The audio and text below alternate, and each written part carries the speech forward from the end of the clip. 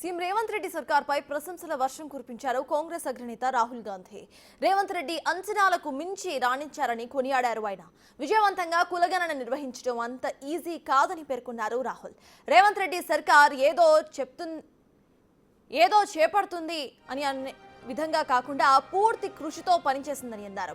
ఇక మంచి భావాజాలంతో పనిచేస్తే ఏదైనా ఖచ్చితంగా సక్సెస్ ను సాధిస్తామని అన్నారు. తెలంగాణ ప్రభుత్వం మంచి స్ఫూర్తితో పనిచేసిందన్న విషయాన్ని తాను కూడా ఖచ్చితంగా చెప్పగలనని అన్నారు.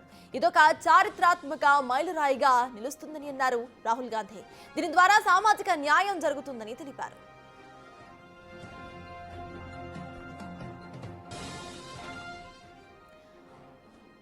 కేంద్ర ప్రభుత్వానికి తెలంగాణ ప్రభుత్వం ఓ లెటర్ ను పంపించిందని అన్నారు. అందులో 50% ఎడ్యుకేషన్ లో జాబ్స్ లో బ్యారియర్ ను తొలగించాలి అనుకుంటున్నామంటూ రాష్ట్రపతికి విన్నవించుకున్నారని అన్నారు. దీనికి కేంద్ర ప్రభుత్వం వద్దని చెప్పి అనుమతి జారీ చేయలేదని అన్నారు. ఈ విషయంపై రేవంత్ రెడ్డిపై తాము ఒత్తిడి తెచ్చామని అన్నారు రాహుల్ గాంధీ.